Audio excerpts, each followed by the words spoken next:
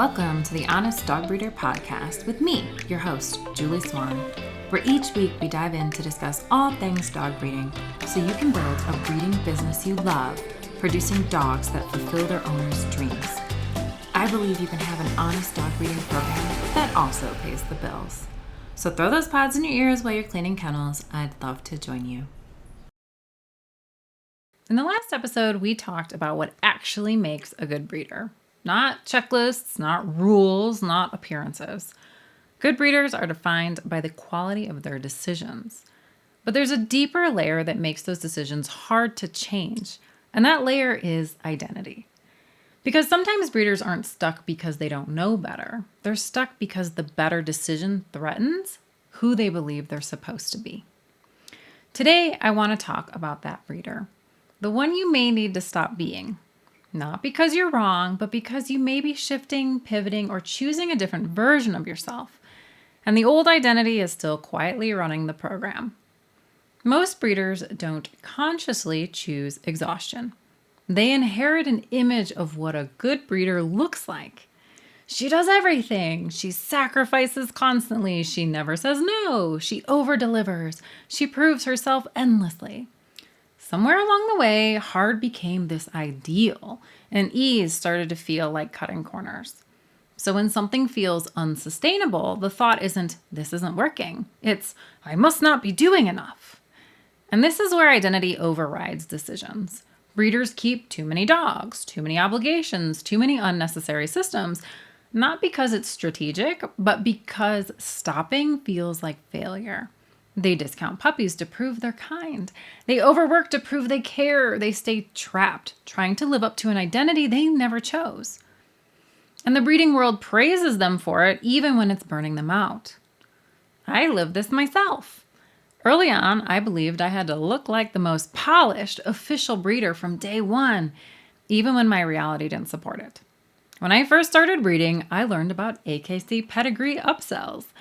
If you're not familiar with the AKC process, the breeder registers the litter, then registers each puppy, and then there's an optional add-on where you can purchase a printed pedigree.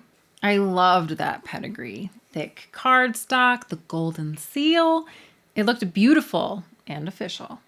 I thought giving that to my buyers would make me a better breeder. At the time, litter registration was cheap, around $25 plus a couple dollars per puppy. I could have registered a whole litter for under $50 and been done. But instead, I prepaid every puppy's registration and added pedigrees for all of them. That was about $32 more per puppy on dogs selling for $900. And I didn't even have that cash available. So I delayed the paperwork while waiting for money.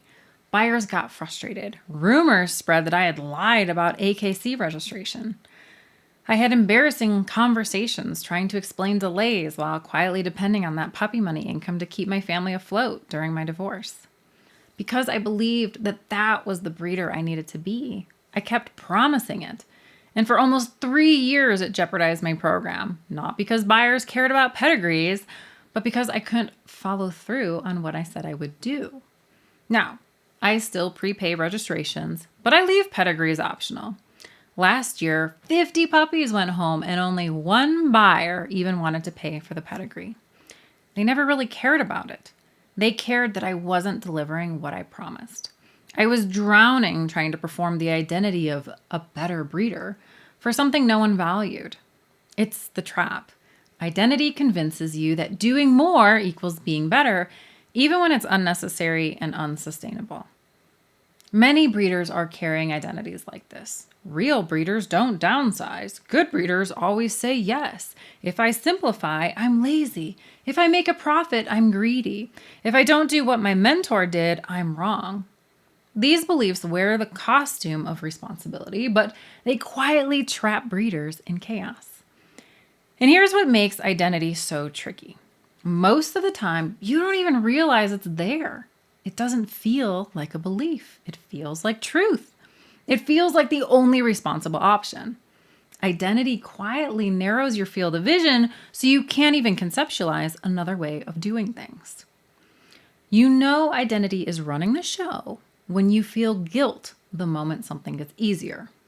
You feel defensive when someone suggests a simpler path.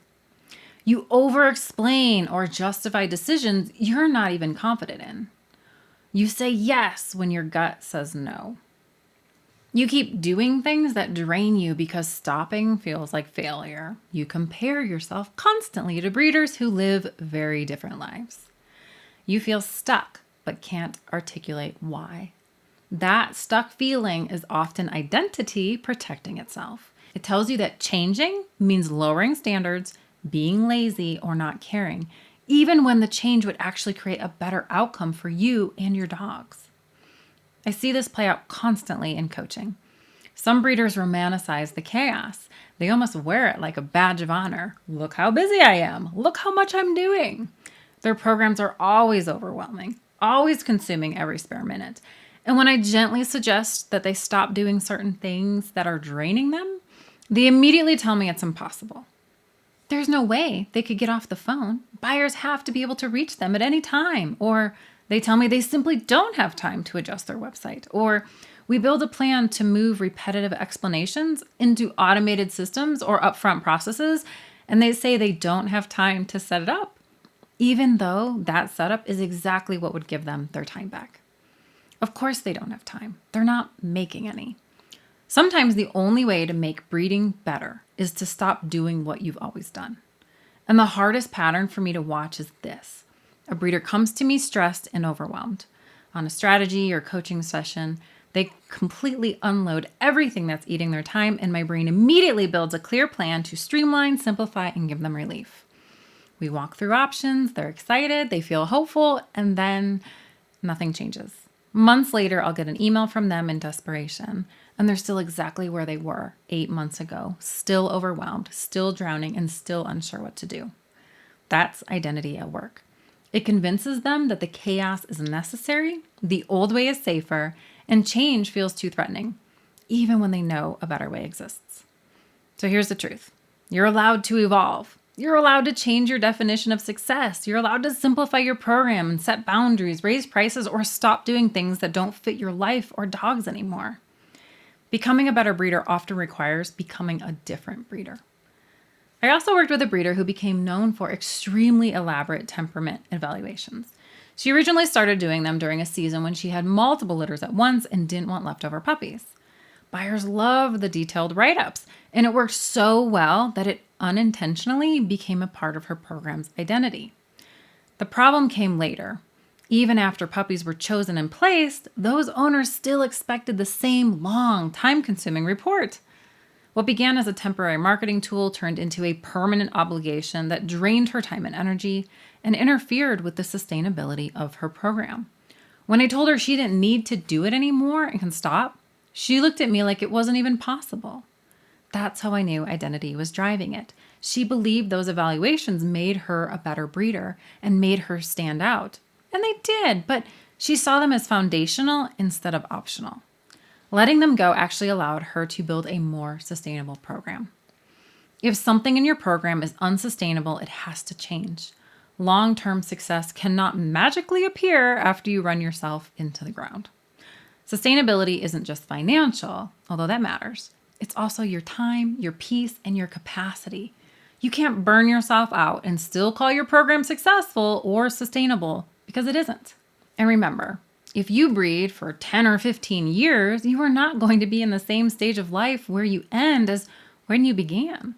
Your life will change and your program should change with you. I've lived through many seasons in breeding, having kids, moving locations, going through divorce, getting remarried, working full-time, and now prioritizing travel with my family. Each season required a different version of my program. Growth doesn't always mean more. Sometimes it means different. When identity shifts, decisions get easier, programs get lighter, dogs get better homes, breeders stay in the game longer. This episode is your permission to stop being the breeder you thought you had to be so you can become the breeder your life and dogs actually need. I'm actually hosting a live training on January 29th at 3 p.m. Eastern, where I'm going to walk breeders through exactly how to make these shifts inside their programs without feeling like they're cutting corners or losing who they are. Because once you realize identity is driving your decisions, the next question becomes, who do I replace it with? In that training, I'll show you the decision frameworks I use with breeders to help them simplify their programs, protect their time, make confident choices, and build something that's truly sustainable, financially, emotionally, and operationally. If this episode hit home for you, you'll absolutely want to be there. I'll link the registration in the show notes. Thank you for joining me for another episode of the Honest Dog Breeder Podcast with me, your host, Julie Swan. I know these mindset conversations run deep, but they matter because your dogs, your buyers, and your family deserve decisions rooted in clarity, not pressure. Can't wait to see you in the next episode. If you found this episode helpful, please tap that like button. It helps me better understand you and supports the channel. If you're a current or aspiring dog breeder, I'd love for you to subscribe to the channel to be notified when new videos come out. Thanks.